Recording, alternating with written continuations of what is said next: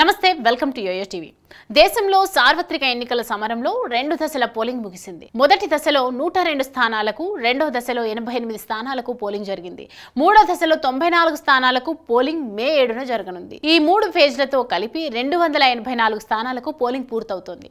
కీలకమైన 4వ విడతలో 96 లోక్సభ సీట్లతో పాటు ఏపీలోని 175, అరుణాచల్ ప్రదేశ్లోని 60, సిక్కింలోని 32 అసెంబ్లీ స్థానాలకు ఒకే దశలో పోలింగ్ నిర్వహించనున్నారు। ఈ ఫేజ్లోనే తెలంగాణ, ఏపీలలోని మొత్తం 42 లోక్సభ స్థానాలున్నాయి। వీటితో పాటు దేశవ్యాప్తంగా 26 అసెంబ్లీ స్థానాలకు ఉప ఎన్నికలకు కూడా జరగనున్నాయి।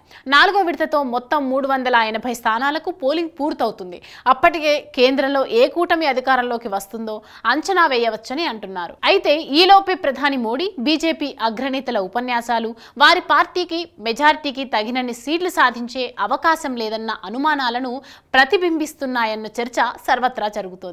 అయితే కేంద్రంలో అధికారం ఎవరిది అనేది అత్యధిక స్థానాలున్న యూపీ, మహారాష్ట్ర, పశ్చిమ బెంగాల్, బీహార్ రాష్ట్రాల్లో వచ్చే సీట్లే తేలుస్తాయి। ఎందుకంటే ఈ 4 రాష్ట్రాల్లో 210 స్థానాలున్నాయి। యూపీలో గతంలో 62 స్థానాలు గెలుచుకున్న బీజేపీ అంచనాలు ఈసారి తారుమారవుతాయని అంటున్నారు। బీహార్లో ఎన్డీఏ గత ఎన్నికల్లో 40 స్థానాలకు గాను 39 చోట్ల జయకేతనం ఎగురవేసింది। నితీష్ మహాగఠ్ బంధన్ వీడి పొరపాటు చేశారనే అభిప్రాయం వ్యక్తమవుతోంది।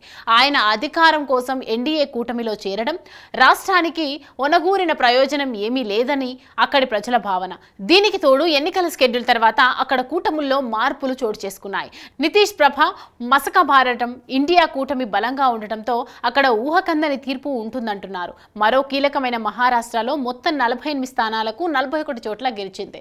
రాష్ట్రంలో అధికారం కోసం బీజేపీ చేసిన రాజకీయ విన్యాసాలు లోక్సభ ఎన్నికల నాటికి కూటమిలో చీలికలు తెచ్చాయి। ఇవి కమలనాథులను కలవరపెడుతున్నాయి। సీట్ల సర్దుబాటు విషయంలో ఇండియా కూటమి విభేదాలు వచ్చినా చర్చల ద్వారా పరిష్కరించుకొని ఎన్డీఏ కూటమికి సవాల్ విసురుతున్నాయి। బెంగాల్లో తృణమూల్, బీజేపీ మధ్య పోటీ నెలకొంది। ఆ రాష్ట్రంలో జరిపిన సర్వేలు 2019 ఫలితాలే కొంచెం అటు ఇటుగా వస్తాయని అంచనా వేశాయి। ఈ 4 రాష్ట్రాల్లో పరిణామాలను చూస్తుంటే బీజేపీ గెలుపు కోసం ఇంకొంత శ్రమించాల్సిందే।